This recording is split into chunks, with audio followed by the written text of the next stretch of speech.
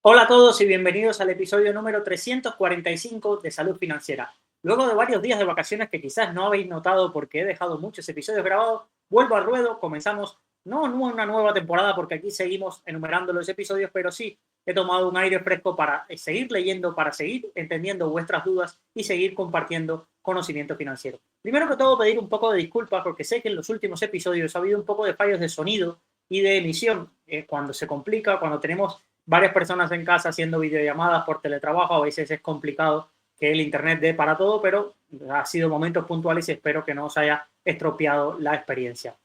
¿Para qué tenemos en estos nuevos episodios? Pues vamos a seguir viendo casos de las finanzas de tu vecino. Os voy a seguir trayendo análisis de carteras de gestión discrecional, análisis de temáticas o debates que hay dentro de la industria. Y hoy voy a comenzar por uno de esos. Es uno de estos debates que más frecuente me llega porque muchísimos de vosotros, cuando me enviáis casos de las finanzas de tu vecino, cuando me enviáis casos o preguntas, siempre ronda lo mismo. No quiero tener exposición a Estados Unidos. No quiero tener nada o quiero tener muy poco. Estados Unidos está muy sobrevalorado, hay una burbuja increíble y yo me la quiero evitar.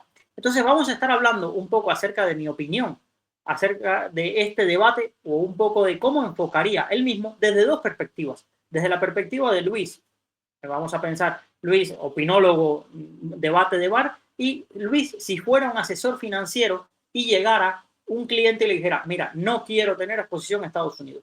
Y el asesor financiero tiene un deber fiduciario con lo que pida a su cliente por más allá de que él crea que puede tener una exposición a otra. Si el cliente quiere hacer una cosa, nosotros lo que tenemos que intentar es que dentro de su ámbito de decisión le podamos ayudar y escoger lo mejor posible.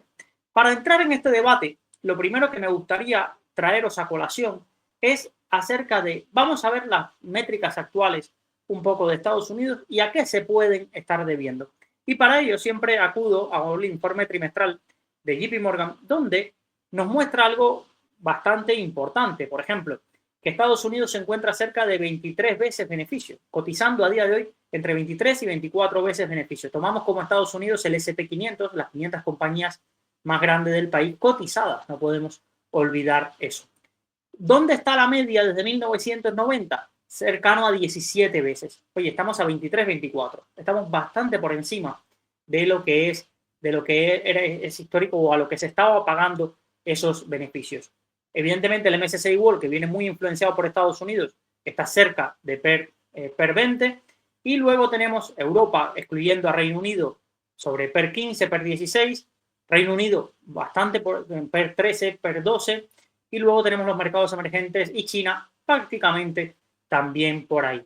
En la gráfica de la derecha lo que vemos es que tanto China como Europa como Reino Unido se encuentran en uno de los momentos históricos con mayor descuento de valoraciones en cuanto al PER comparado con la renta variable norteamericana. Esas son ideas que os voy lanzando.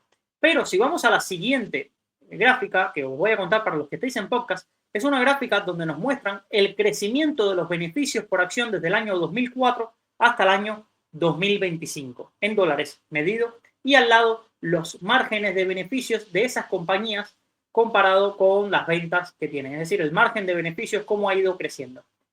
Sin lugar a duda, el gran ganador ha sido Estados Unidos, que ha casi multiplicado por 5 los beneficios por acción desde el año 2004, y eso ha hecho prácticamente su renta variable, acompañar ese crecimiento de los beneficios por acción, aunque el múltiplo esté ahora un poco por encima de la media. Y en cuanto a los márgenes, igual, son las compañías que mayores márgenes están teniendo dentro de toda la renta variable regional.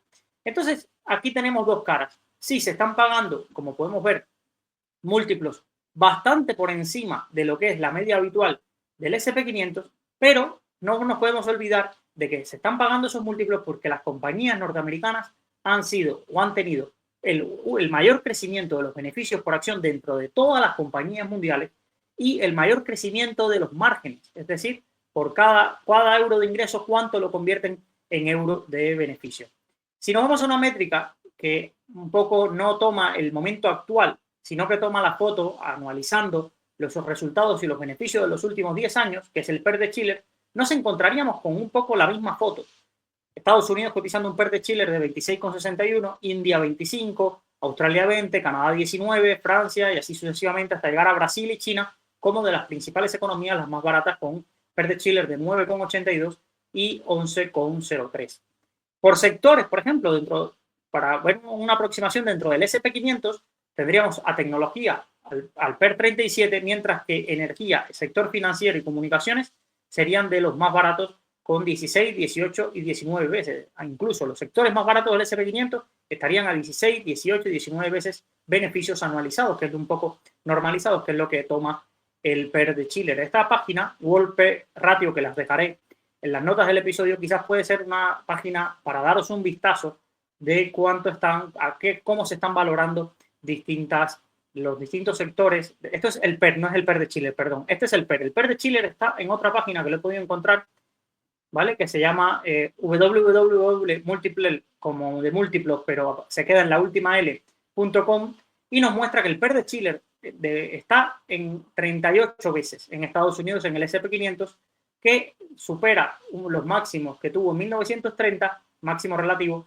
pero por debajo o inferior al PER que tuvo el SP500 en diciembre de 1999, que estuvo a 44 veces. Esta página también os la dejaré en las notas del episodio.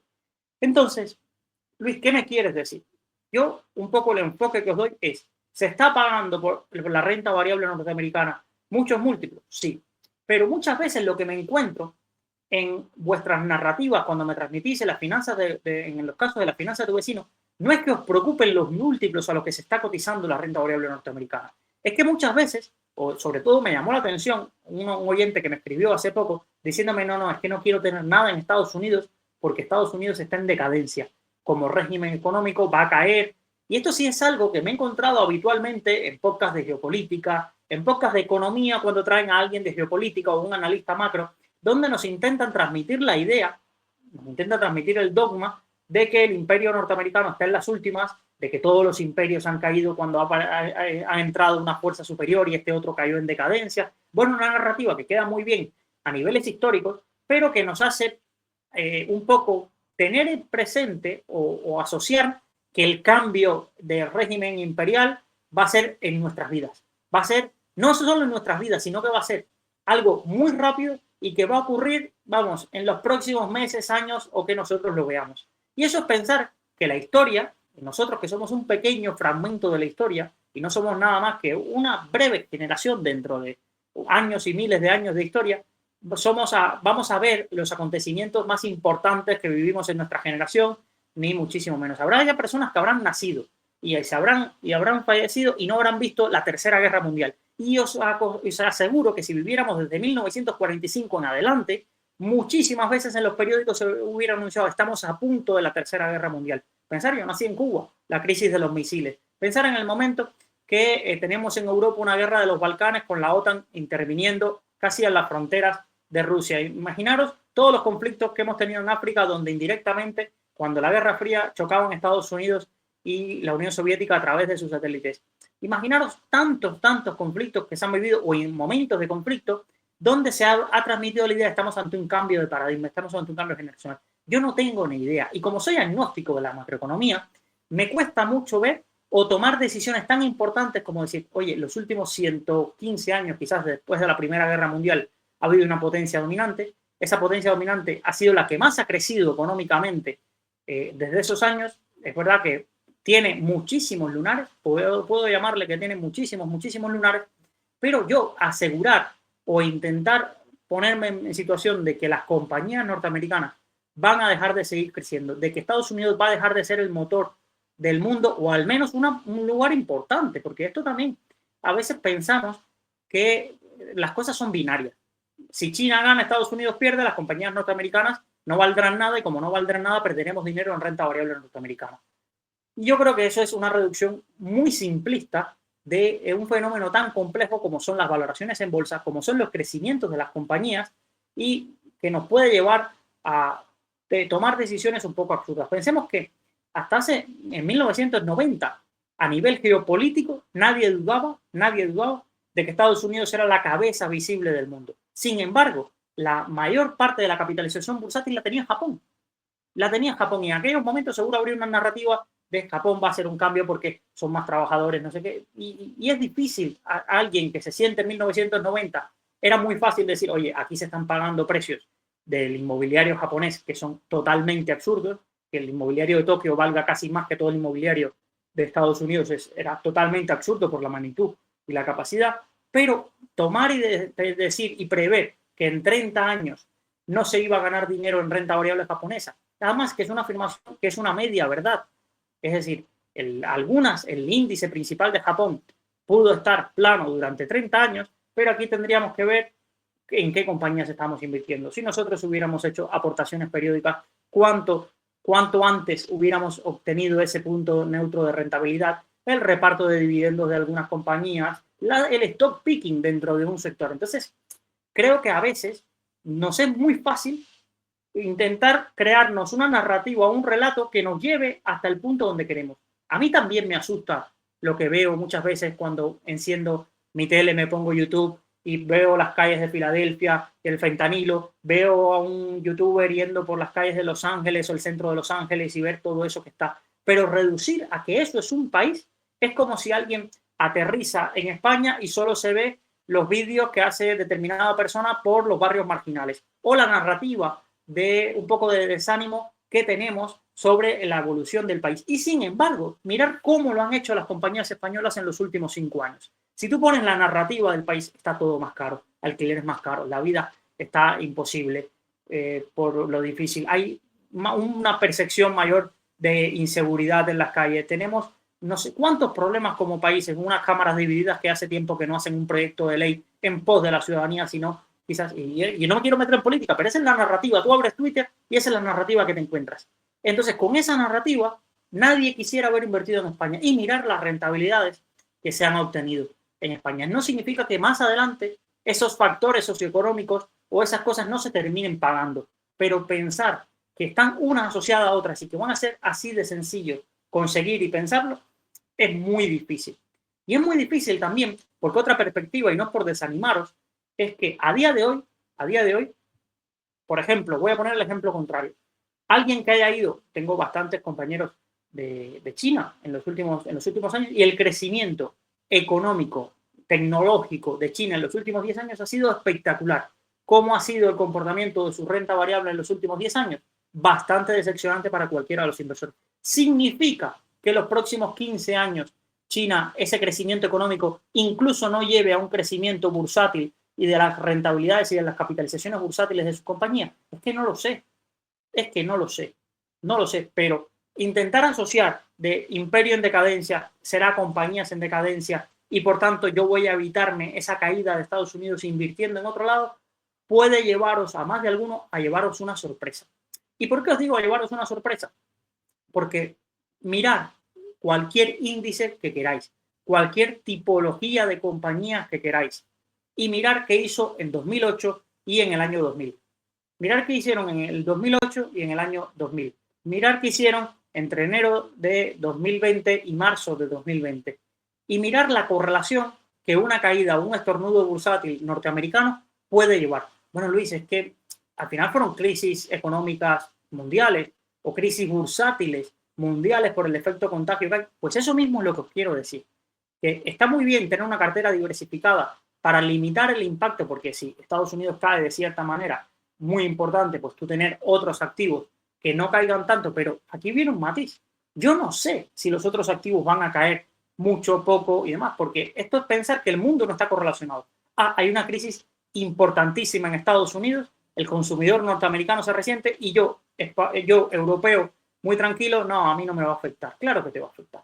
Claro que te va a afectar porque quizás tu economía dependa del turismo y entonces hay una ralentización del turismo, quizás porque hay un aumento de los precios de las materias primas y tú eres eminentemente importador de materias primas, puede ser por una guerra comercial o vamos a llamarle, un proteccionismo que lleve a las personas a consumir dentro de su país, y no es lo mismo españoles consumir dentro de su país que americanos consumir dentro de su país. Puede ser mil cosas lo que nos lleve ahí. Y a mí me da miedo estas cosas de que digamos, no, Estados Unidos está muy sobrevalorado, me voy a invertir en India. Y digo, a ver, tengamos un criterio claro.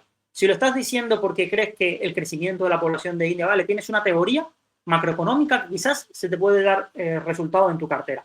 Pero si estamos hablando de ratios de análisis y de valoración, Pues aquí ya tendríamos dudas.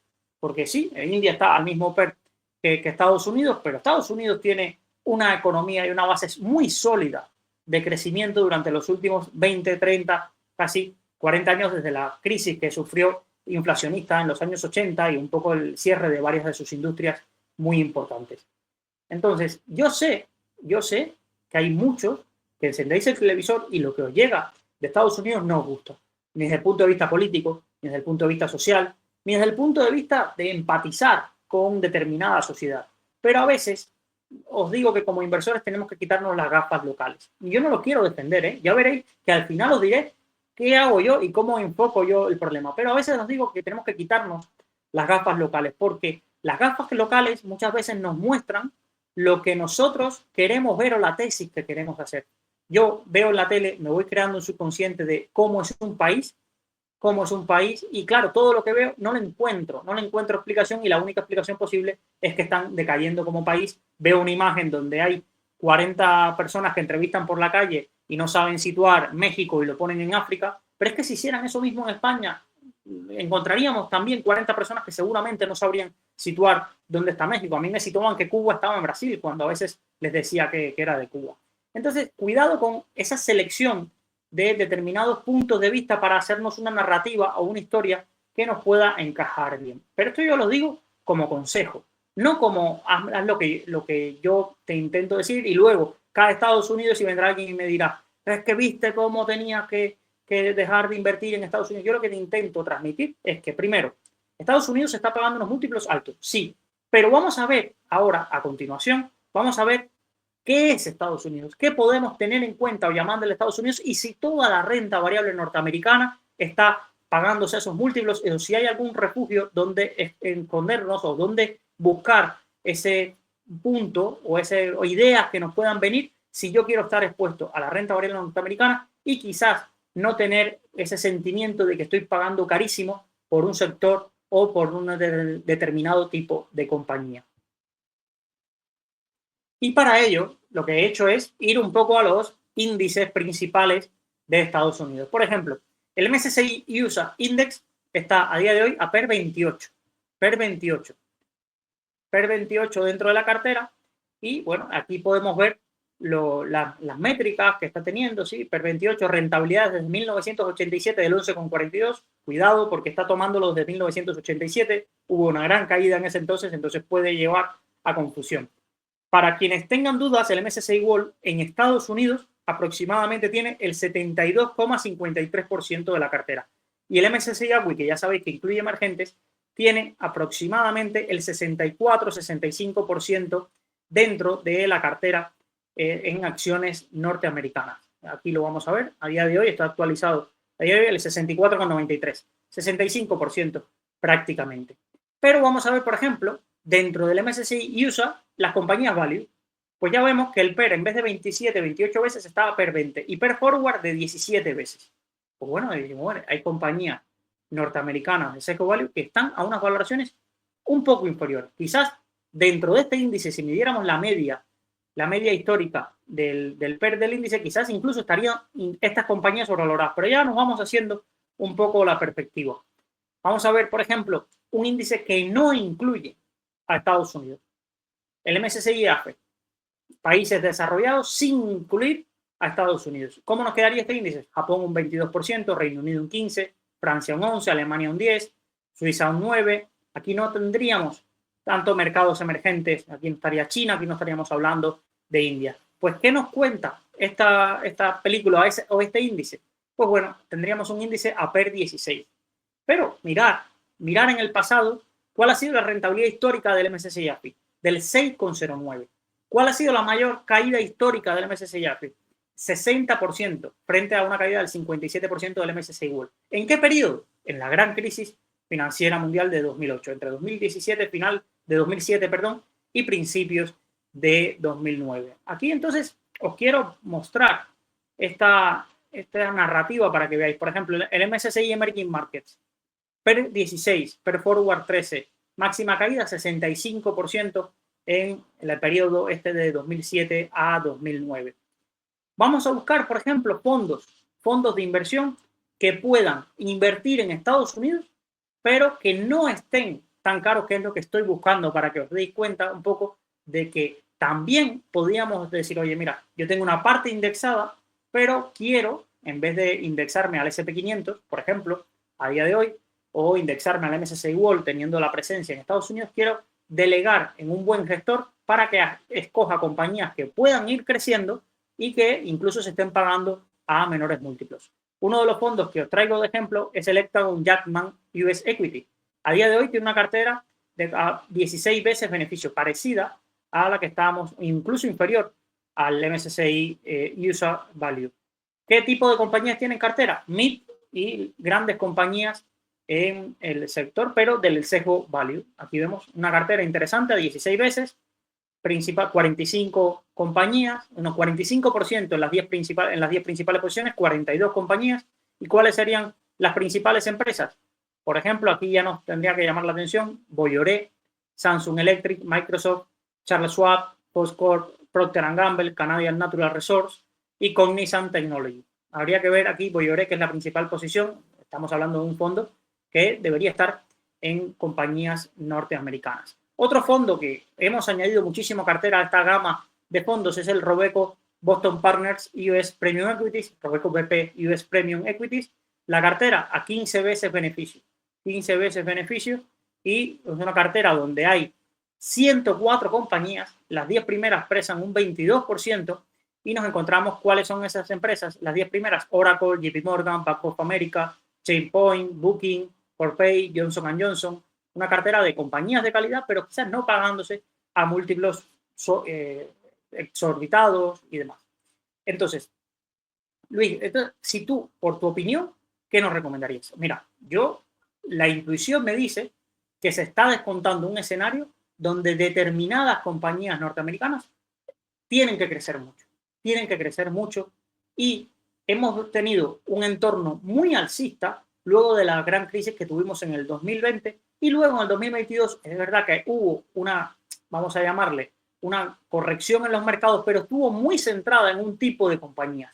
Ahí sí hubo una dispersión de rendimientos muy grande, no fue como en el año 2020, donde cayó todo, no fue prácticamente como esta caída de abril de 2025, donde no hubo mucho sitio dentro de la renta variable norteamericana donde refugiarse. En el año 2022 hubo una divergencia muy grande entre el comportamiento de determinadas compañías, da igual que fueran small caps o big caps, pero muy enfocadas a crecimiento, las típicas compañías que se estaba pagando múltiplos exorbitados y dado igual. Aquí estábamos hablando de la de las bicicletas, que ahora no me acuerdo cómo se llama, la de Zoom, muchísimas compañías. Además, yo tenía un fondo que estaba invirtiendo en esas compañías, en ese tipo de compañías growth y de crecimiento, en ese entorno con la subida de tipos de interés se fueron a tomar viento muchas de esas valoraciones. Entonces, yo personalmente, si tú me dices, Luis, es momento de aumentar peso en Estados Unidos o disminuir peso, mira, no tengo idea de si lo va a hacer mejor o peor. No tengo idea si lo va a hacer mejor o peor. Pero yo en Estados Unidos no dejaría de tener presencia. ¿Qué puedo hacer? Oye, reducir peso. Puedo reducir peso en esas grandes compañías growth. Si estoy incómodo o a través de, si tengo mi fondo indexado, puedo en la parte satélite complementar esas grandes compañías que tengo a través de un fondo indexado o a través de un fondo de compañías de gran capitalización, puedo compensarlo con un fondo que esté buscando dentro de toda esa renta variable norteamericana otro tipo de compañías o unos múltiplos más bajos y con peso. Significa que si cae la renta variable norteamericana, el fondo indexado o el fondo de grandes compañías de crecimiento me va a caer y estas otras compañías van a subir. No, ¿sí? Puede no significar eso, pero lo que sí estamos intentando entender es que hay una cartera por la que se están pagando múltiplos muy inferiores y hay una gestión activa que te puede buscar ese tipo de compañías que puedan presentar oportunidades, pero yo lo que os quiero transmitir es que cuando a veces un mercado tan importante se pone muy nervioso, todo el mundo sufre, porque ¿dónde vas a tener tu dinero? Pensarlo así rápidamente. ¿Quieres tener tu dinero en Microsoft, que lleva 40 años, casi 50, creciendo y teniendo clientes corporativos, bañándose en oro? ¿Quieres tener tu dinero en determinadas compañías que tienen auténticos monopolios en Estados Unidos o quieres tener tu dinero en OHL? ¿O quieres tener tu dinero en una farmacéutica muy pequeña francesa. Pues no, pues no. Entonces muchas veces pasa que a pesar de que estas compañías se esté descontando un crecimiento muy alto, cuando las cosas se ponen muy nerviosas, no suelen ser compañías que caigan porque tenemos que diferenciar lo que han sido algunas de las burbujas bursátiles. A día de hoy, a mí no me da aires, por ejemplo, no me da aires del año 2000. Porque el año 2000, al igual que incluso el año 2022, veíamos compañías sin apenas beneficios que se estaban pagando unos múltiplos absolutamente absurdos en el año 2000 y en el año 2022. Del año 2000 tenemos muchísimos episodios que le dediqué a esa burbuja.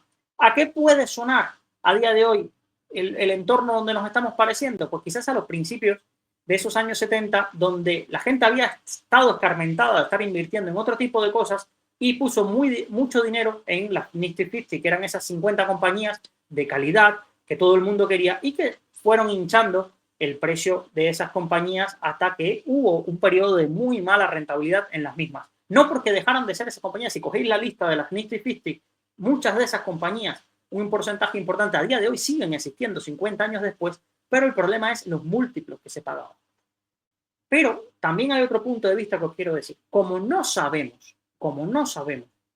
si estos múltiplos son el comienzo de una debacle bursátil, como no sabemos si tenemos liquidez, podemos tener dos enfoques. Oye, yo estoy muy cerca de mi horizonte temporal y no quiero tener en cartera una exposición a algo que me da la sensación de que está muy sobrevalorado, pues puedo reducir peso. O yo no es que tenga un horizonte temporal muy a corto plazo, pero tengo mucha liquidez. Entonces, oye, mira, hago que los índices mundiales se vayan corrigiendo por capitalización. Si va creciendo una región, si va creciendo un sector, ya eso lo veré reflejado en los índices. Y en caso de que ocurran unas caídas, yo utilizo mi liquidez para aportar y corregir vamos a llamar esas correcciones, e ir corrigiendo el impacto de esas correcciones en mi cartera. Pero intentar adivinar es muy, muy complejo. Y os lo digo porque aquí mismo os traje el caso, y os lo voy a mostrar aquí en pantalla, que lo compartí en la newsletter de hoy, el caso de James Montier. James Montier, GMO, las casas de análisis más respetadas, una de las 10 casas de análisis más respetadas del mundo es GMO. James Montier, Jeremy Grantham, auténticas eminencias. Y ya en 2017 lanzaron este artículo. ¿Cuál va a ser la rentabilidad del S&P500 desde 2017 en adelante? La rentabilidad que esperan, un 3,9 negativo, casi un 4% de rentabilidad anualizado, negativa desde 2017 hasta 2024. ¿Y por qué? ¿En qué se basaban? Pues en lo mismo que estábamos hablando. Pues que, oye, el PER que tiene el S&P500 es de 24 veces, los márgenes de 7 veces. ¿Cuál ha sido el promedio? 16 veces. Y hacían a sus cálculos hasta que les salía que lo normal es que el S&P500 en los próximos 7 años corrigiera un 4%. ¿Qué hizo? Cualquiera que hubiera hecho caso, desde entonces, imaginaros, vamos a tomar dos ejemplos. Un inversor que dijera, mira, Estados Unidos está sobrevalorado, se lo he leído a James Montier, a GMO se lo he oído, voy a invertir en 2017 en Europa. Voy a invertir. Pues el resultado a día de hoy habría sido, y con la subida de Europa en los últimos meses, habría sido un 49% de rentabilidad nominal. No quitemos la inflación. En los mercados emergentes, imaginaros que en 2017 nos hubiéramos planteado, aquí el futuro es China, India y demás, y vamos a quitarnos a Estados Unidos porque las rentabilidades esperadas son negativas. Mercados emergentes, 39% de rentabilidad acumulada. El S&P500, 179 veces. Y estaba a un mismo PER, igual o muy parecido al actual, unos márgenes incluso inferiores, y además las principales compañías no ganaban los beneficios que ganan hoy, ni tienen los márgenes que ganan hoy. No es lo mismo la Tesla de 2017 que la Tesla actual, no es lo mismo la Meta de 2017 actual, y ya no os cuento ni Nvidia, y Microsoft y demás. El mundo, en ese caso, lo que hemos visto, ese 179% de rentabilidad, se debe en buena parte al crecimiento de los beneficios y también, ¿por qué no?, a un aumento, bueno, comparado de los múltiplos, pero muy poco comparado a ese 2017 que teníamos ahí. Entonces, Luis, quizás en 5 años tomamos esa gráfica y están invertidos, pero como no lo sabemos, mi opinión sería que si no estás cómodo, siempre tienes que hacer por lo que te deje cómodo. Pero vea la causa, hazte los 5 porqués. No, yo no quiero invertir en Estados Unidos. ¿Por qué? No, porque está en decadencia, tal. Vale, ¿y eso de dónde lo sacaste? No, es que lo dice fulanito. ¿Y por qué lo dice fulanito? ¿Y en qué se basa fulanito? Y alguien más lo dice. ¿Alguien más en la historia lo ha dicho? ¿Ha hecho predicciones como esta y ha acertado? ¿Cuántas? Es decir, fulanito lo que dice también lo hace. No, él dice que lo hace. Ya. Dice que lo hace. Y así, y hacer los porqués, porque muchas veces me llegáis con afirmaciones que cuando yo os veo tan seguro, no, es que esto va a ser esto. Y yo empiezo a hablar con vosotros, a preguntar los porqués. Normalmente, la base y el sesgo de autoridad de vuestro pensamiento es porque lo dijo fulanito. Y os muestro personas que no son alguien, un youtuber de España, sin desmeritar al youtuber de España, no, gente que se gana su dinero en los mercados haciendo este tipo de predicciones y tampoco aciertan. Que a veces nos creemos que fulanito, no sé qué inversor de Twitter, tiene más conocimientos que Jim Cramer y lo ves riéndose de Jim Cramer. Sí, porque Jim Cramer es un bufón, no sé qué. O sea, hemos visto la historia de Jim Cramer. Jim Cramer habrá hecho más dinero como inversor muchas veces que muchos de esos que están criticándole. No es que Buffett, no es que no sé qué, es que se critica o se toman partido sobre determinadas figuras de Norteamérica desde una sensación o un altar de autoridad de Twitter. Y no, es que yo he tenido mejor rentabilidad que él. Y de verdad, cuando lleves esa cantidad de años, ven y hablamos. Pero es muy fácil criticar. Entonces, yo lo digo así, mira, me acabo de leer a Bernstein, me acabo de leer en estas vacaciones a Munger, he vuelto a revisitar algunas de las cartas de Buffett, he leído a grandes inversores en estos últimos 2 años, ya voy por más de 50 libros. Y si algo, a Bogle, al padre de la gestión indexada, también en estas últimas semanas. Y si en algo todos están de acuerdo, todos, es en nunca infravalorar el crecimiento de Estados Unidos. Es verdad que ha habido grandes inversores que han abierto los ojos a que el mundo no es solo Estados Unidos. Vamos a pensar en Jim Rogers. Nos abrió los ojos seguramente Estados Unidos sobre las materias primas, luego con sus libros acerca del crecimiento de China, abrió ese mundo. Pero si hay algo donde si mañana Buffett le tuvieran que decir tienes que escoger o tener todo tu dinero en Estados Unidos o tener todo el dinero, no solo su dinero, el dinero de Berkshire Hathaway, de lo que está construyendo en el mundo, creo que no tendría duda. Si Munger volviera a nacer, no tendría duda. Bernstein no tendría duda. Incluso es que lees sus libros y te das cuenta que dices, bueno, mira, es cierto que las acciones norteamericanas pueden tener una gran volatilidad en algunos momentos, que la euforia es recurrente en los mercados bursátiles y puede llevarnos a valoraciones muy altas. Pues bueno, si quieres diversificar un poco con acciones internacionales, pero ya os digo que si tuvieran que tomar la decisión, seguirían estando en Estados Unidos. La cartera esta de los grandes inversores que ahora todos tomáis de referencia y que parece que los días 15 de agosto, 15 de noviembre, parece como que uy, esos días se para el mundo, está todo el mundo esperando a ver quién saca el primer hilo con las principales posiciones y los cambios de Estados Unidos para ver qué me puedo copiar, qué no me puedo copiar, para validar mi tesis. Mira, es que lo ha comprado Bill Ackman y yo también la tenía. Pero de verdad, esa es tu tesis, que la ha comprado fulanito, o fulanito quizás la puede haber comprado como tiene 300 acciones más. No quizás tú que tienes toda tu cartera en ese tipo de compañías. Pero bueno, al punto que quiero ir a los grandes hedge funds del mundo, ir a los grandes superinversores de estas plataformas, mirar sus carteras. Es verdad que las carteras muchas veces nos van a decir las posiciones en Estados Unidos, pero mirar sus carteras, mirar en qué invierten. Y buena parte está en el mercado norteamericano. ¿Significa que ellos piensen que Estados Unidos tienen una visión macroeconómica? Seguramente no, pero es tan grande el mercado norteamericano de acciones, se cuentan por miles las compañías, que a pesar de todo ellos siguen encontrando valor. Para muchos también esa será su zona de confort. Ellos quizás de una small cap italiana que hace barcos no conozcan nada, ni les interese, además no les compense por el tamaño de esas compañías, pero un determinado SAS norteamericano o una determinada compañía de tractores del medio oeste norteamericano, pues sí le llame la atención. O una compañía de royalties norteamericana quizás sí le llame la atención y no tengan que ir al otro lado del mundo a buscar esas rentabilidades porque ahí no es su ámbito de competencia. Entonces, lo que os intento transmitir es cuidado. Sobre todo lo que me preocupa es que muchos de los oyentes del programa o muchas de las personas que hay en redes sociales, no solo los oyentes del programa, os creáis narrativas en base a vuestra cámara de eco de los que escucháis, de los que seguís, y pensáis que determinadas personas que pueden saber mucho, eso nadie lo quita, pueden saber mucho, y tener sus posiciones en particulares, van a tener razón sobre la evolución del mundo y sobre la evolución de las compañías bursátiles.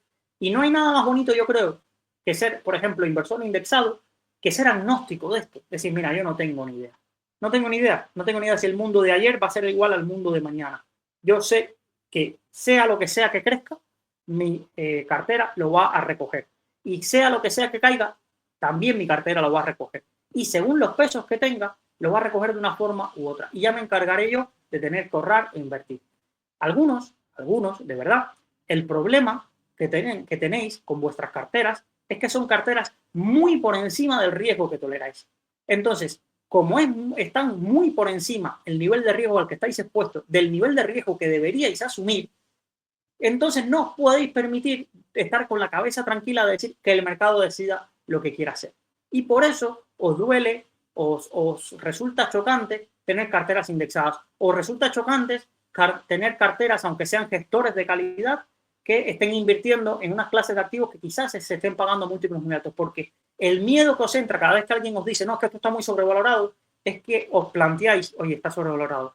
En mercados sobrevalorados pueden haber caídas en renta variable del 30-40%. ¿Me puedo permitir una caída del 30-40%? Pues no. Pero aún así, en vez de pensar y decir, oye, entonces lo que tengo que reducir es mi perfil de riesgo, muchas veces pensáis que reducir el perfil de riesgo es coger las acciones norteamericanas e iros a acciones de China porque están a PER 9 o a PER 10. O iros a acciones europeas o españolas porque, mira, como han ido creciendo y están todavía, España está a PER 11, pues voy a irme a acciones españolas. No, seguramente lo que mejor os venga a vuestras carteras es no tener peso en renta variable o tener muy poco peso en renta variable o iros a compañías de baja volatilidad dentro de las compañías que hay en renta variable, esas acciones aburridas en ese momento, pero la diferencia está no en que estés, si seas indexado, no que seas gestor no inversor de gestión activa, no, el problema es que tenéis carteras que no están acomodadas a vuestro perfil de riesgo y queréis ir y navegar en las aguas cuando todo va hacia allá, cuando la corriente va hacia allá y ese mercado alcista, todo el mundo quiere ir y le encanta ir mucho más rápido de lo que fuera, de lo que debería ir su bote, porque la corriente va hacia allá y nos hace ir muy rápido, pero cuando viene el aire un poco que no viene de frente, pues entonces ya decimos, ahora han venido mal dadas, porque yo a esta velocidad no quería ir, yo quería llegar tranquilo por el borde de la costa, yo no quería irme a aguas abiertas. Pues amigos, este es el problema, este de verdad es el problema. Bueno, ¿y cómo podemos solucionar ese problema? Pues ya lo sabéis. Y os digo, analizar vuestras carteras porque algún mercado bajista en algún momento llegará. Luis, ya eres cenizo o estás anunciando mercado bajista. No, pero es estadística pura. En algún momento va a haber un mercado bajista, van a haber fuertes caídas.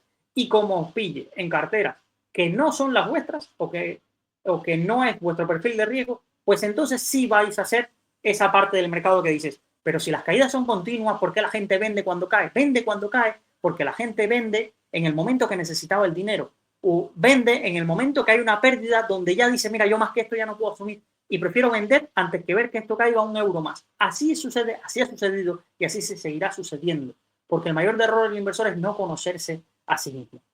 Ahora voy a pasarme al otro lado. Y voy a pasarme al otro lado y voy a hacer como si fuera un asesor financiero. Y una de las cosas por las que no quiero ser montarme una app, tengo el título para ser asesor financiero, pero ya os repito que cada vez que veáis a alguien que os diga, mira, este es mi número ESPA, ¿puedo asesorar? Os decís y decís, mira, infórmate bien, de verdad, porque quizás no es maldad, pero sí es falta de conocimientos. Que tú tengas un título de asesor financiero no te permite asesorar a clientes, no te permite ir por ahí diciendo, mira, a mi cliente le he hecho esto o le recomiendo esto. No puedes tener clientes. Y mira que yo se lo he repetido a más de uno, pero es muy rentable seguir por la zona gris hasta que un día le caiga una multa o que pase. Y como en este país le caen multas así a gente que hace manipulación de mercado, a cuando hay luego una estafa siempre hay un proceso judicial, pero este tipo de perfiles campan a las anchas y las asociaciones de asesoramiento financiero están más preocupadas a día de hoy por captar ingresos de las gestoras para montar eventos, para pagar a los 3, 4 que son de la asociación, que en perseguir y hacer que el asesoramiento financiero en España tenga unas normas muy claras, quién lo puede hacer, cómo se puede hacer y que no haya un intrusismo, el asesoramiento financiero, las empresas, las asociaciones de asesoramiento financiero pasan. Y por eso hay 140 EAF en toda España, 140 EAF en toda España y menos de 13.000 clientes legalmente asesorados. Que quizás alguno de esos que están en la zona gris tenga más clientes o más personas en su membresía o más personas en su canal de Telegram donde saca esa cartera modelo que quizás todas las demás empresas de asesoramiento financiero en España. Pero es así y es la realidad. Entonces, ¿a qué voy? Cuando eres asesor financiero o tienes un cliente institucional que te da un mandato, te dice, mira, por mi mandato yo no quiero tener peso en Estados Unidos. Por ejemplo, mirar también, antes de llegar ahí, en qué invierten el Fondo Soberano Noruego. Mirar cuánto tienen en Estados Unidos. ¿Y qué pensáis? ¿Que los noruegos son tontos? ¿Que los noruegos no tienen analistas que piensan? Mirar los famosos endowments. ¿Dónde invierten? ¿En qué renta variable invierten? Pensar. Mirar el private equity, este famoso donde os estáis metiendo muchos de los oyentes a invertir en private equity. ¿En qué tipo de compañía se está invirtiendo? Mirar si está invirtiendo, no, es que me han dicho que Sinven o no sé quién, EQT, que invierten idealista y nos hacemos, no, yo no tengo posición en Estados Unidos. Mirar en qué invierten, a ver si os lleváis una sorpresa y pensáis que, no, mira, yo me salgo de renta variable norteamericana para invertir en private equity y mirar a ver dónde está invirtiendo ese private equity o ese endowment en el que queréis invertir. Porque esas narrativas son las chocantes que a veces os digo, pero les quito la toalla al producto financiero, al nombrecito o para la tarja donde está puesto el nombre del producto y mirar qué hay debajo del producto y en qué estáis invirtiendo. Pero bueno, vamos a pensar que a mí me han dado un mandato. Vamos a pensar que a mí me han dado un mandato y me han dicho, Luis, no quiero invertir en Estados Unidos. No quiero invertir en Estados Unidos. Una de las cosas que yo me plantearía, y lo puse en la newsletter, es, bueno, avisarte, es decir, mira, en los últimos 40 años, ya prácticamente, de todas las clases de activos y de todas las regiones, no ha habido una más rentable que haber invertido en renta variable norteamericana. No, lo asumo, no quiero invertir en renta variable norteamericana. Segundo punto de vista que te podría decir, mira, tenemos a mano los mejores gestores de fondos de gestión activa del mundo. Podemos invertir en ellos y que ellos decidan, son fondos de renta variable global, que decidan ellos la exposición que tienen en Estados Unidos. No, pero aún así no quiero darle mi dinero a Terry Smith, a Peter Segler, al equipo de Congest, al equipo de Capital Group. No le quiero dar mi dinero a esa gente porque ellos van a estar cegados a invertirme en renta variable norteamericana y yo es que no quiero tener renta variable norteamericana. Y bueno, me lo estás poniendo difícil. Entonces, ¿qué tipo de carteras crearía yo? Pues bueno, ya que no quieres tener exposición a una región en particular, yo lo que no haría es que tu cartera represente una apuesta muy, muy evidente por una clase de activos. ¿Por qué? Porque si me equivoco, claro, tú me estás diciendo lo que no quieres, pero no me estás diciendo lo que sí quieres. Si me dijeras lo que sí quieres, mira, yo me salgo. Tú me dices, quiero renta variable china. Yo te creo una cartera con 4 gestores de gestión activa, más un índice, una cartera, el core, un índice y tal, y digo, mira, tú querías China, ahí la tienes, fue tu decisión. Eso sería lo fácil. Pero muchas veces los clientes te dicen lo que no quieren, o los vecinos te dicen lo que no quieren, pero te dejan abierto todo lo demás y ya es tu maletín, como decimos en Cuba. Te toca tu maletín intentar arreglar, porque para eso te pago que me digas qué cartera me haces. Entonces, ¿yo qué haría? Intentar ser agnóstico de qué lo puede hacer mejor e intentar distribuir esa cartera. Por ejemplo, aquí os muestro una, no toméis como ejemplo, por favor, porque sé que muchos hoy no empatizáis conmigo. Yo sé que hoy yo soy la opinión minoritaria dentro de este podcast y muchos estaríais empatizando con el vecino que piensa que Estados Unidos no hay que invertir nada. No toméis esta cartera como, bueno, mira, Luis dijo esta cartera para no hacerla. Incluso, o lo que sí os diría, tomar esta cartera, ponerlas en una plataforma de simulación y hablemos en 5 años a ver si ha logrado batir al SP500, partiendo el SP500 de un punto muchísimo más elevado de lo que partió a principios del año 2025. Eso sí sería algo interesante. Entonces, ¿qué es lo que haría? Por ejemplo, le daría un 30% a un fondo que a día de hoy tiene unas posiciones netas planas en Estados Unidos, es decir, exposición neta cero Estados Unidos, no significa que no tenga exposición, sí, tiene posiciones largas y posiciones cortas en Estados Unidos, que es el Fidelity Fast Global. Le daría un 30% a ese fondo, porque no solo no quiere estar en Estados Unidos, sino que está haciendo una apuesta de beta cero en ese mercado que yo creo que hay compañías norteamericanas que lo pueden hacer muy bien y hay compañías norteamericanas que están muy sobrevaloradas a las que me voy a poner corto. Si acierta, dará igual lo que haga el mercado norteamericano, que él obtendrá rentabilidades absolutas positivas. Luego le doy un fondo europeo, tomo, más que un fondo europeo, lo que hago es intentar coger una clase de activos o una región y trocearla. Y decir, vale, renta variable europea. Hay grandes compañías de gran crecimiento y gran capitalización, pues esa la voy a cubrir con el Congest Growth Europe. ¿Lo podía cubrir con el Eurostock? Podría también, pero bueno, lo tomé todo de gestión activa. Esto también podría intentar hacer matices con fondos indexados, pero sería un poco más complejo, porque ya dependería de la oferta. Con ETF sería más fácil, por ejemplo, de hacer este tipo de carteras. Pero yo no quiero renunciar a las compañías value europeas. Pues bueno, el 30%, 30-40% que voy a tener que tener en Europa lo divido en fragmentos. Para la parte growth, un poco. Para la parte value de esta clase de activos, utilizo, por ejemplo, el Magallanes. Me voy a emergentes. Oye, un fondo de gestión activa, el Carmignac Portfolio de Emergents, un 10%. ¿Me puedo equivocar en mercados emergentes? ¿Qué sé de los mercados emergentes? Que son muy volátiles, que sus compañías pueden ser muy volátiles históricamente. Pues le añado un fondo que disminuye esa volatilidad, un viejo conocido de este podcast, que es el BlackRock Systematic Asia Pacific. Podría haber utilizado el Carmignac Emergents y el Robeco Conservative Equity. Podría haber utilizado alguna de estas variantes, pero lo que intento es cubrirme las espaldas en este parte. Luego, ¿qué nos faltan? Small y Mid Caps. Nos faltan small y mid caps, porque en todos los fondos anteriores más o menos hemos estado de mid caps y large caps. Oye, voy a utilizar, por ejemplo, el Copernic Global All Cap, que me va a tener exposiciones sobre todo de Europa, Asia, algo de Latinoamérica también, y voy a utilizar también Hanko Global Value para la parte más mercado frontera, Corea del Sur, que no lo tenía muy representada, todo este tipo de mercados que tampoco tienen exposición a Estados Unidos. Y lo vemos claramente, por ejemplo, el benchmark, que sería la renta variable global. No sería el benchmark adecuado, pero sí de lo que quiero ir. El benchmark global estaría a 20 veces beneficio, esta cartera estaría a 13,6 de beneficios. Por sectores, ¿cómo nos quedaría la foto? Pues mirar, por ejemplo, nos quedaría muy repartido. Sector defensivo un 24%, sensible al ciclo de un 38%, cíclico un 37,66%. Tecnología en esta cartera solo pesaría un 13,38%. Industria un 14%. Consumo cíclico un 14%. Materiales básicos un 11%. Salud un 11%. Consumo defensivo un 11%.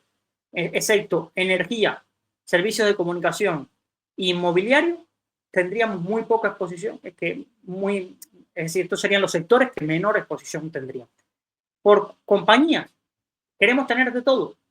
Por ejemplo, queremos tener compañías de gran capitalización, que tenemos un 45%, con mid caps tenemos aproximadamente un 33%, y de pequeñas compañías tenemos un 20%, asumiendo que las pequeñas compañías van a ser más volátiles que las grandes. Nos queda una forma de L, para que veáis una L girada hacia arriba. A mí me gustan mucho esos formatos de L, formato de T, dentro del style box de capitalización y estilos dentro de esas compañías. De Estados Unidos solo tendríamos un 9%, pero esto es con matices porque ese 9% viene mucho de que no acaba de interpretar bien las posiciones largas y cortas del Fidelity Fund Global.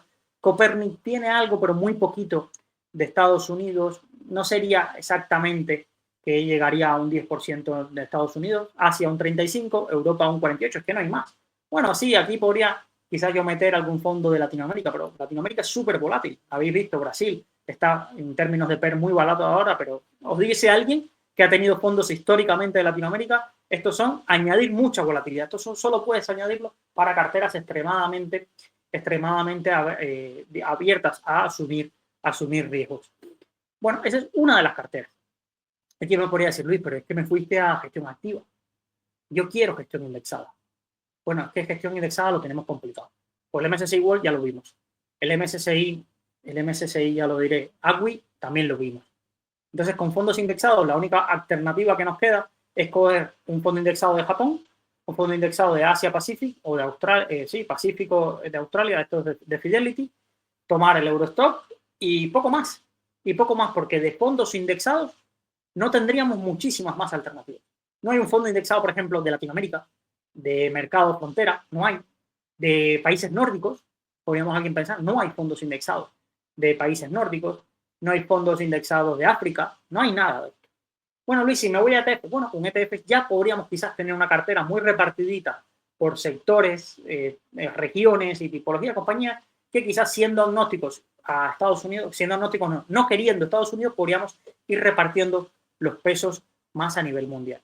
Y dice, bueno, Luis, ¿y si yo no tengo los conocimientos para hacerme estas carteras y se las delego a un robo-advisor? No, no podéis. No podéis porque todos los robo-advisors en España, a día de hoy, ya te dan sus carteras configuradas. Los que más exposición tienen a Estados Unidos, por ejemplo, las carteras de My Investor tienen mucha exposición a Estados Unidos. Aquí había hecho una comparativa. La cartera más agresivas de todos los robo-advisors, por ejemplo, la cartera Metal tiene un 57% en Estados Unidos. Luego, la cartera de Indexa y de la agresiva de Finicens tienen entre un 48 y un 50% en Estados Unidos. Están ambas, incluso todas, están infraponderadas en Estados Unidos con respecto a los índices mundiales. Y esta es una de las diferencias. No es que invertir en Indexa o invertir en Finicens o invertir en MyInvestor es pagar de más lo mismo que podrías tener con los fondos de indexados del MSCI World. Y esto es una media verdad o una pizca de verdad, porque cada robo-advisor hace su asignación de activos particular y en ninguna, ya os digo, que se parece a solo a invertir en MSCI World. Que tienen una alta correlación, pueden tener una correlación elevada, pero no es exactamente lo mismo y toman decisiones de qué infraponderar y qué sobreponderar dentro de sus carteras. En un plan de pensiones de Invermi me salía aproximadamente un 49% en Estados Unidos. Entonces, con los robo-advisors tienen un enfoque muy interesante, que es ellos infraponderan en Estados Unidos, pero siguen teniendo peso, pero esto no es lo que me ha pedido mi cliente. Entonces, yo, por mucho que Indexa Capital patrocine este podcast, no le puedo decir a mi cliente, que no tengo clientes, aviso, ábrete cuenta en Indexa Capital porque así vas a evitar tener exposición a Estados Unidos. No, eso sería mentir. Como decimos, a la cara le estaría mintiendo a cambio de que Indexa esté más contento porque le llevé a un cliente. Pero no podemos hacer eso. Entonces, lo que nos quedaba era o la creas con ETFs, crearte una cartera muy similar a esta, tomarte regiones. Mira, yo quiero tener un peso en Estados Unidos, quiero tener un peso en Asia, definirlo, quiero tener un peso quizás en sectores, pero sectores regionales, porque si no, casi todos los fondos sectoriales vas a tener peso en Estados Unidos y irte configurando esa cartera con ETFs. Y bueno, tu experiencia personal, Luis, ¿qué haces? Pues aquí os voy a compartir el X-Ray de mi cartera actual. No voy a comentar los fondos, algunos lo sabéis, en Rankia en alguna vez lo comenté, pero no los comento porque yo vivo mi cartera de una forma, y asumo, me he comido caídas del 40, del 50% en alguno de los fondos. Y no os lo recomiendo a vosotros porque penséis, asociáis y podéis hacer transitividad. Si Luis sabe mucho, la cartera de Luis tiene que ser buena, ergo, yo si invierto en la cartera de Luis obtendré buenísimos resultados. Entonces, no quiero que hagáis esa transitividad, sino que os quedéis con lo que comenté en otro podcast. ¿Cuál es la filosofía de Luis? Mira, la filosofía de Luis es que yo no sé qué región lo va a hacer mejor. Es que yo no sé qué región lo va a hacer mejor. Que yo tengo tendencia a ser contraria, a buscar los sectores, regiones y dentro de una clase de activos, a las compañías que se encuentren a una inferior valoración. Ah, Luis, que esas compañías al final, el growth ha salido ganando. Bueno, depende del periodo temporal. El value también ha tenido muy buenos momentos. ¿Toda tu cartera es value? No. Lo que toda mi cartera ni es value a cualquier precio, ni es growth a cualquier precio. Por ejemplo, a día de hoy, lo que tengo siempre es equiponderado los pesos. Y acabo de introducir un fondo growth en cartera. Pero Luis, ¿cómo vas a añadir un fondo growth en cartera al 26, a PER 26 y todo? Pero que tú estás pensando a PER 26. Pero es que hay fondos que pueden tener el 30% de su cartera en Microsoft y demás, y otro porcentaje de la cartera en acciones que están muy infravaloradas.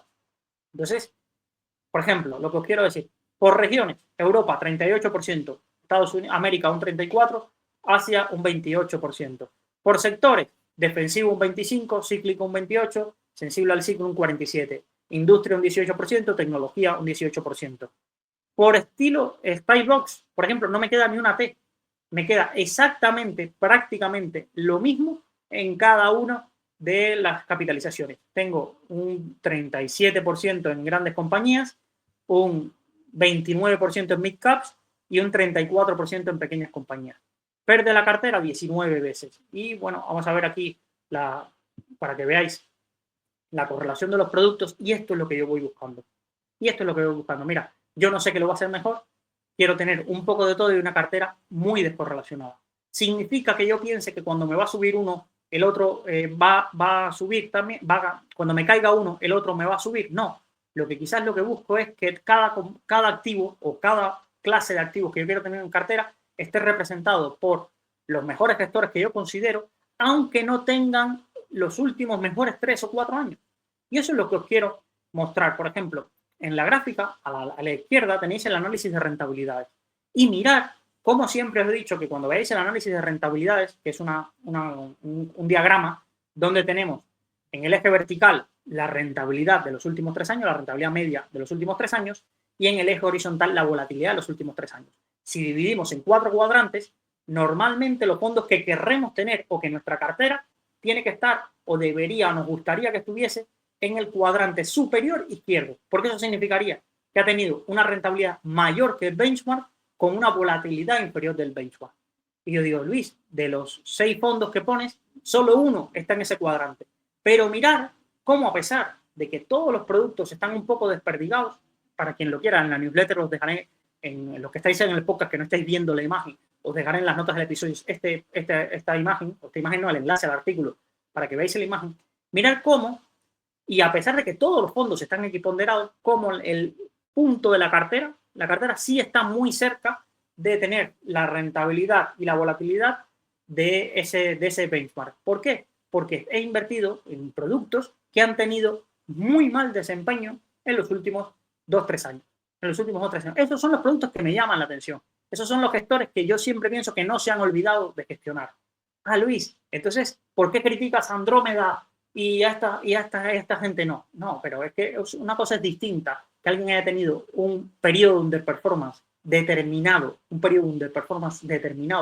por debajo de su categoría, después de tener 15 o 20 años de grandes rentabilidades o tener periodos muy, muy buenos y entender exactamente por dónde viene su underperformance, que quizás ver productos que desde que salieron han tenido un peor comportamiento que los mejores pares de su categoría. Porque lo que no podéis esperar es tener un fondo que os pongáis en cualquier punto de la gráfica, siempre esté mejor que la mayoría de su categoría o que mejor que el índice. Si es así, nunca vais a encontrar un fondo de gestión activa o encontraréis uno y creeréis que, bueno, que es el santo grial de la gestión activa y le meteréis todo vuestro fondo. Los fondos tienen momentos mejores y peores. Lo que hay que entender, los momentos peores, ¿de dónde vienen? ¿De dónde vienen? ¿Ha sido error de gestor o ha sido el entorno de las compañías donde invertía que han tenido un mal comportamiento relativo contra otras categorías que lo han hecho mejor y esas categorías estaban muy bien representadas en el índice? Todo este análisis hay que hacerlo porque si no, siempre vais a terminar contratando productos estrella, los productos que están, ay, mira, están aquí, y muchas veces están ahí porque han cogido a las compañías del índice y han sobreponderado incluso a la que mejor ha ido, de casualidad. Y asumimos que una gran gestión es un gran fruto de una casualidad y de tener una baja gestión activa simplemente es un falso indexado. Por tanto, esa es mi filosofía. Oye, Luis, y si cae Estados Unidos, ¿no es mejor que no tuvieras Estados Unidos? Que yo no sé si va a caer Estados Unidos. Es que no lo sé. Me pongo en la piel de 2017 y ver ese mismo PER y yo no saber si Estados Unidos va a caer. Entonces, como soy agnóstico, mira, lo tengo ahí. ¿Que hubiese una caída de Estados Unidos? Pues entonces mi mentalidad es, pues ahí es donde voy a mi focus list, tomo los fondos que tengo analizados de Estados Unidos y digo, vale, es el momento de apostar fuerte. Luis, pero es que ya tenías exposición a Estados Unidos y en ese mismo momento te ha caído. Ya, pero es así, ese es el momento. Es que si no lo hago ahí, ¿cuándo lo voy a hacer? Lo que sí no haría en mi entorno y con mi filosofía, no significa que sea vuestra filosofía, con mi filosofía, lo que no haría nunca es, en un entorno donde los múltiplos están por encima de la media histórica, empezar a sobreponderar a Estados Unidos, a decir, mira, me voy a un 80% o un 90% en Estados Unidos. Bueno, Luis, pero eso es lo que hacen los indexados. Sí, pero los indexados al final tienen 1.200 compañías. Muchas veces pensáis que estar indexado solo tener el MSCI World. No, es que volvemos al principio. Tu cartera te permite o tu perfil de riesgo te permite estar 100% renta variable. Entonces la culpa no es la composición del MSCI World, la culpa es que tú te has engañado a ti mismo. Y con eso quiero cerrar. Con la idea, si alguien me dice, la idea que os quiero transmitir es, mirad, se puede obtener rentabilidad sin estar en Estados Unidos, pero se puede obtener rentabilidad sin estar en China, sin invertir en China o sin invertir en Europa. Y la muestra es que si os cogéis, vais al buscador de Morningstar y buscáis rentabilidades por encima del 7-8% los últimos 10-15 años, en casi cualquier categoría de activos os va a aparecer uno o dos productos, en algunas muchísimos más. No penséis rentabilidades del 15%, porque esas son casualidades de que aceptaste el activo que mejor lo hizo y con los productos que mejor lo hicieron. Pero rentabilidades por encima del 7-8%, que son rentabilidades muy buenas, que es la media del mercado, se puede obtener en casi cualquier categoría de activos. Entonces, no sufráis, ser consecuentes con vosotros mismos. Pero que ser consecuentes con vosotros mismos sea por un planteamiento que hayáis llegado vosotros, por vuestro análisis, por vuestro conocimiento, por vuestro pálpito, porque os deja dormir tranquilo. No porque os han metido un virus otra persona, o os ha metido una idea otra persona. Si no tenéis idea, oye, pensar si ese es tu perfil de riesgo. Pensar si ese es tu perfil de riesgo. Y el perfil de riesgo, aquí os he dado bastantes pinzas y lo que habéis leído en los libros, he sido bastante insistente de qué paso a paso tenemos que dar para conocernos, porque si no le vamos a echar la culpa a Donald Trump de quizás algo que el problema estaba en nuestra casa, en nuestra reflexión interna, en lo que consumimos y en las mentiras que nos hacemos a nosotros. Es muy fácil echarle la culpa al resto, echarle la culpa a un divulgador, a que Luis me dijo que, no, que había que seguir invirtiendo en Estados Unidos, a que ya yo sabía que tenía que infraponderar no sé qué, pero no le hice caso a fulanito. Es muy fácil echarle la culpa a los demás, cuando quizás lo que teníamos que pensar es, yo tenía liquidez, mi horizonte temporal cuál era, qué conocimiento yo tenía, yo he analizado a profundidad el producto o lo que he cogido es un análisis que me encontré en Substack, un Twitter y que como ese fondo estaba en la cartera de 3 o 4 personas ya me lo copié para mí. Entonces, dejemos de echarle la culpa hacia afuera, dejemos de echar la culpa hacia afuera y pensemos, y ya os aviso, que muchas veces si sufrís como inversores es porque estáis en carteras que no eran las adecuadas para vosotros, pero no por tener el fondo que no tocaba, no, por tener la clase de activos que no tocaba, por tener una configuración de cartera que estaba asumiendo una volatilidad media o había sufrido históricamente caídas que tú a día de hoy no te podías permitir. Espero que os haya gustado. Disculpar la extensión, llevo 10 días sin grabar, así que tenía muchas ganas de volver aquí a estar con vosotros y comentaros en directo y nos vemos mañana en un próximo episodio de Salud Financiera.